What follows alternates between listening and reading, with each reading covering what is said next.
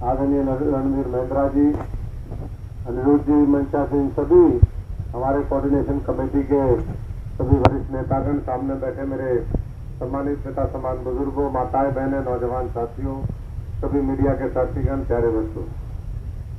अभी सब वक्ताओं ने अपनी बात की। अभी हमारे अनाउंसर कह रहे थे कि झोपड़ी से यहाँ तक पहुंचे हैं। बिल्कुल सही बात है कि बिल्कुल साधारण परिवार से उठ करके मैं यहाँ पर पहुंचा हूँ, और अगर उसका श्रेय किसी को है, आप लोगों को है, कांग्रेस पार्टी को है। झोपड़ी में तो नहीं, लेकिन एक साधारण परिवार में जरूर पैदा हुआ हूँ, और झोपड़ी वाले के दर्द को अगर जितना समझता हो मैं समझता हूँ और कांग्रेस पार्टी समझती हो, उतना कोई नहीं समझता, चाहे वो मोदी हो, चाहे प्रदेश के और भी भारतीय जनता पार्टी के नेता हो। और उन्हीं की आवाज को मजबूती से, किसान की, गरीब की, मजदूर की आवाज को मजबूती से आगे बढ़ाने के लिए और उनका राज लाने के लिए हम ये परिवर्तन बस यात्रा लेकर के आए हैं। और मुझे पूरा यकीन है कि आप सबके आशीर्वाद से यहाँ पर जब लोकसभा के 12 मई को वोट पड़ेंगी, तो बहन श्रुति जी, जिन्होंने पहले भी इस इलाके की नुमाइंदगी की, बंसीलाल परिवार से जिनका ताल्लुक है, और हम तो संसद में देखते थे जब 9 से 14 तक हम एक साथ थे कि हर मुद्दे को लेकर के आवाज उठाते थी। कभी बिजली का, कभी पानी का, कभी सड़कों का, कभी और किसानों का कोई मुद्दा आया, गरीब का मुद्दा आया।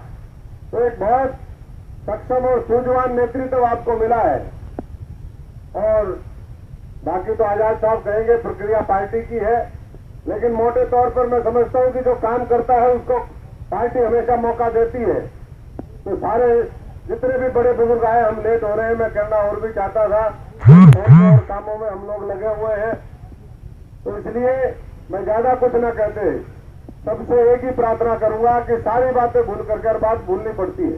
परिवार में भी अगर कुछ मनमुटाव होता है, थोड़े दिन वो रहता है, लेकिन फिर रूसना मनाना चलता है, और फिर सब एक होकर के होते हैं। उसी परिवार की बाहर वैल्यू होती है, उसी को कोई पूछता है, और जब लड़ते रहते तो कोई नहीं पूछता। ये बात ठीक है?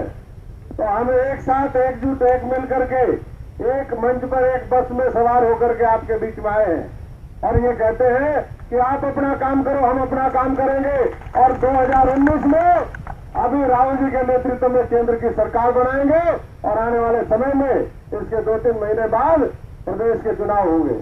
उसमें फिर दोबारा और मजबूती से आप लोगों को लगना है। एक तरफ मोदी जी हैं जिन्होंने बड़े बड़े वायदे किए, यहाँ दोहराने की कोई बात नहीं, लेकिन कुछ आया हो तो बता दो। हर एक से छीनने का काम किया, बड़े बड़े घोटाले कर दिए।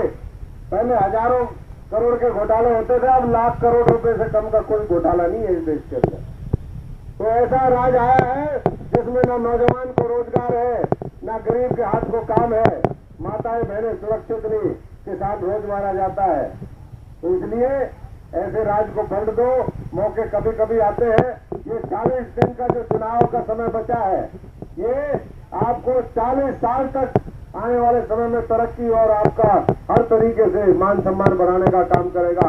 और अगर ये फिर दोबारा है, जिसकी मुझे कोई संभावना नहीं, मैं साइकिल पे चलता हूँ, पैदल चलता हूँ, मैं तो देखता हूँ लोगों की भावना में, ना कोई संभावना ना आएंगे, लेकिन फिर भी अपनी ताकत आप लोगों को लगानी पड़ेगी। कहते हैं ना, जैसे ऊँट की संभाल करने की एक काम, वो अपनी कहानी सुनी होगी कि भाई ऊँट भी संभालना पड़ता है, ऐसे अपनी वोट भी संभालनी पड़ती है। तो 36 बिरादरी एक होकर के पूरी ताकत से आजाद साहब को पूरा भरोसा दिलवा दो कि जो 10 की 10 अपने तो जीतेंगे महेंद्रगढ़ भिवानी, लेकिन हमारा प्रभाव जहां भी है आस पड़ोस के इलाकों में, वहां भी हम सारी की सारी सीटें 10 लोकसभा सीटें जिता करके इनके माध्यम से राहुल गांधी जी को तोहफा देंगे, और आने वाली सरकार देश और प्रदेश में बने।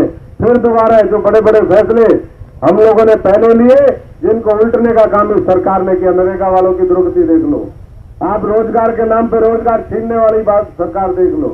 अब राहुल जी ने अनाउंस किया है कि न्यूनतम आय की गारंटी देंगे। हमने जो पहले कहा वो करके दिखाया है।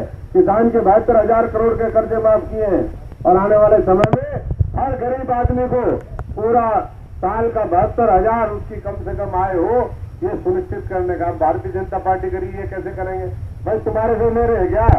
हम सरकार चलाना जानती है कांग्रेस पार्टी, और इस देश को आगे बढ़ाना चाहती है और जानती है, इसलिए वो हमारे ऊपर छोड़ दो, हम कैसे करेंगे? तुमने तो 15 लाख का वायदा किया था, तुम्हारा खुद का वायदा पूरा नहीं कर पाए और क्या करोगे?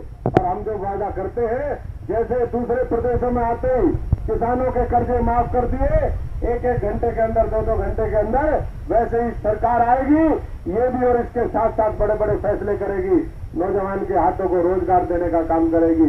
तो भाइयों, जो कई बार मैं पूछता हूं नौजवानों से कि भाई क्या कर रहे हो, बोले खाली है। अरे खाली हो तो हमारा साथ दो, तुम भी कुछ करने लायक हो जाओगे, हम सब लोग भी कुछ करने लायक हो जाएंगे। अरे इन सरकारों को, जो भाजपा की सरकार है उसको उखाड़ फेंकेंगे। यही कहते हुए मैं सबका एक बार फिर बहुत बहुत धन्यवाद करता हूँ आदरणीय आजाद साहब का। आप सबकी तरफ से इस हमारे रणबांकुरों की, वीरों की धरती, सैनिकों की धरती, उसी सैनिक परिवार से मैं भी संबंध रखता हूँ।